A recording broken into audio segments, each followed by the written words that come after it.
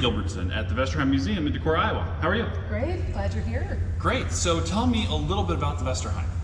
We are an immigrant and ethnic museum. We focus on the lives of Norwegian immigrants to the United States, not just Iowa. And we like to show both traditional pieces as well as things being done today by Norwegian Americans. Okay. And why Decorah? Like, why is the museum here? Well, because we started at Luther College, and Luther College was founded to train Norwegian immigrants not only to be pastors, which was a great need in some of the early communities, but to be a college for other topics as well. And because the college was here and some objects started to arrive, a collection grew, and so that's why we ended up in Decorah. Okay, and is most of it donated? Is most of it owned by the museum itself? Like, what is the split? Sure. Almost everything has been donated. We occasionally make a purchase, but we've been very lucky to have people save things in their families, care for them, and then donate them here. We started out as the Luther College Museum, but we have been an independent museum for quite some time, but have wonderful relations with Luther. They provide us with some interns. We do special programs for the classes, that kind of thing. So how is the museum funded? We're a private museum, so admissions, sales in the store. We do get some grants, but we are privately run. So the Vesterheim, it's been here since when? We began as a collection in 1877. We started at Luther College in Decorah, Iowa. We moved into this wonderful building in downtown Decorah in the 1930s, and that's where we are still today. We take up most of a city block here in Decorah. We've got exhibit building, we've got classrooms for folk art classes and other classes. We've got a wonderful museum store, and then lots of offices for staff. Okay, so how many staff does it take to run a place like this? Well, we're up to about 30 staffers, and we are doing more and more online. That's one of those good things that COVID brought us, was the ability to share our collections and share knowledge online. So we're doing more classes and webinars online, but there's still lots of great offerings if you come here to Decorah. So classes like teaching people Norwegian, I see a lot of things are in both languages. Right, Norwegian language. You could learn to do a folk art, maybe some of the decorative painting that you've seen around the museum. That's called rose mauling. Okay. Woodworking, weaving, all kinds of things to do with your hands. We also do a lot of great webinars where you can meet some of the artists and learn some of the history and cultural context behind these traditions. Okay. So what type of clientele do you get? Is it mainly Norwegian Americans? Do you get a lot of Norwegians? Like, what is sort of the flavor of clientele you get? We've done some surveys in the past and found that about half of our visitors have some sort of Norwegian ancestry, but only about half. So I think the other guests who come are interested in history or culture, or they're in this wonderful part of Iowa anyway and just checking out everything Decorah has to offer.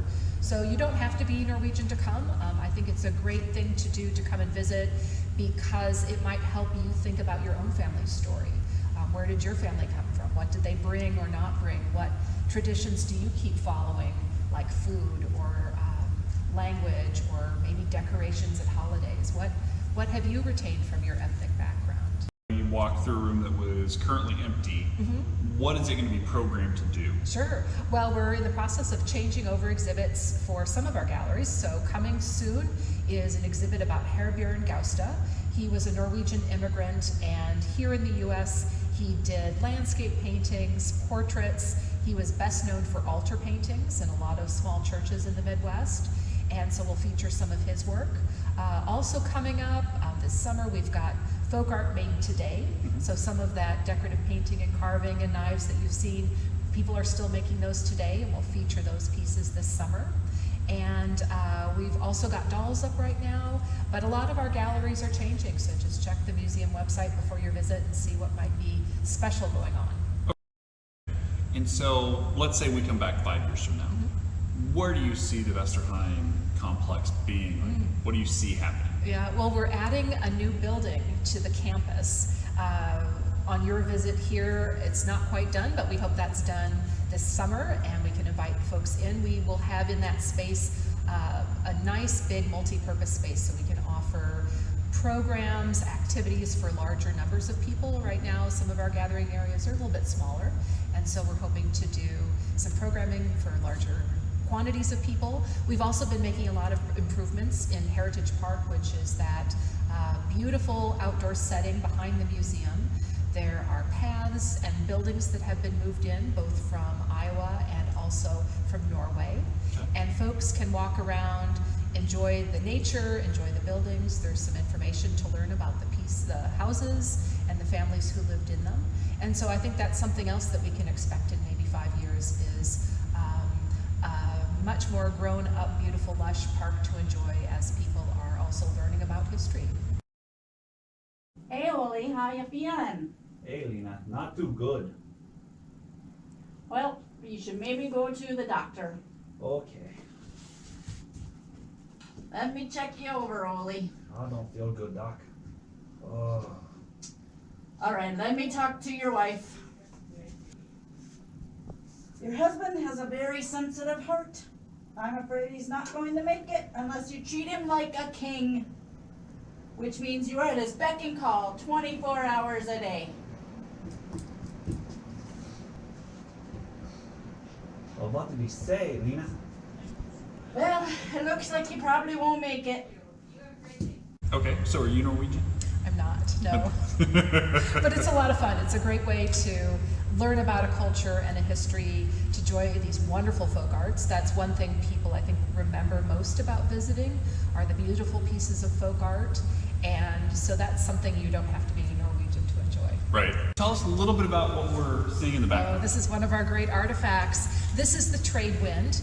It's a ship that was built in Norway and sailed across the Atlantic in 1933 by two brothers. And at the time, it was the smallest ship to have crossed the Atlantic, not under motorized power. And it held that record until the 1990s. But the two brothers sailed it across. They got to New York City. It came by rail to Chicago, and it was shown at the Chicago World's Exposition. And then one brother toured around the United States. It was a great publicity tour. The other brother went back to Norway and tried to sail an even smaller vessel by himself. Sadly, he was lost at sea, but at that Chicago World's Fair, famous accountant Arthur Anderson bought the ship, and then it came to the museum soon after. And for a lot of people, it's an exciting artifact because it tells this great story. But the other part is that it helps people think about leaving their own old lives. What would it be like to pack up, come across the ocean, either on a ship or maybe by plane, and start a new life in America? So we use it here at the museum as much to tell the story of the two brothers as to have people think about that process of leaving an old life behind, bringing what you need or what you think you need, and starting a new life in America. Okay, tell people where they can find you. Sure. We're in Decorah, Iowa, downtown, which is at 502 and 520 West Water Street, downtown Decorah. You can also find us online at vesterheim.org, and you can always call and check in with us, 563-382-9681. Perfect. All right. Anything else that people should know that maybe we didn't cover? Well, I would say check the website. The museum website has a lot of great stuff and also can help you prepare for your visit, because hopefully you'll want to stay quite a while in Decorah, not just at Vesterheim, but spend some time here, and you can use Vesterheim's website as the starting point. Perfect. Awesome. Thank you. Yeah.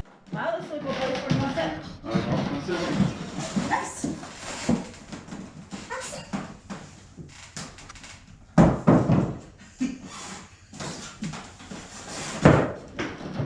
Don't break it. Yeah, I'll have to buy it. So what'd you think of this place? It's really cool. You know, someone who, most of my history is on the Native American side, you know, we don't have to worry so much about people coming. But like listening to the ship and all the different like cultural people that came and stuff, it's really cool. It is. So this is kind of near and dear to my heart because my family did immigrate from Norway, and so you know, this is all like stuff I see at home. You know, from antiques that have been passed down, or even Kiel, my husband's family, they do rose mauling and wood carving in the traditional Norwegian, and so I love coming here.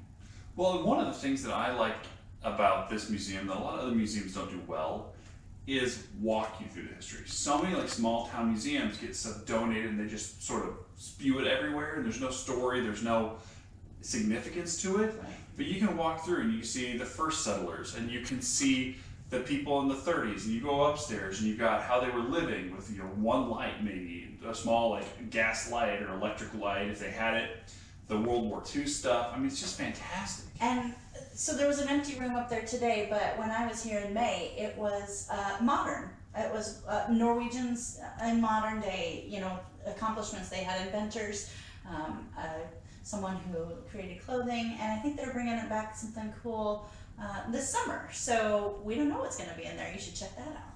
Yeah, and it's just really great because it gives you that tie to the culture. But if you're just interested in history in general, there's all this cool stuff, like the story about the boat alone. Who cares what country they came from? Right. But that's cool. Well, you do, I don't. But it's a great story to tell. It is. They have folk art. They had the music downstairs. They had the newspaper and the press, the children's exhibit. I mean, it's just fantastic. All the history that's in here, and it's all relevant. It's nothing that just seems out of place. It does, and I like that it's all wood. I mean, it's all natural feeling. I don't know. It feels very authentic. It does feel authentic. This house literally could have been taken from somewhere and put in this building. The ship was literally put in this building. I mean, that's what it feels like. It feels like we are walking through a historic site.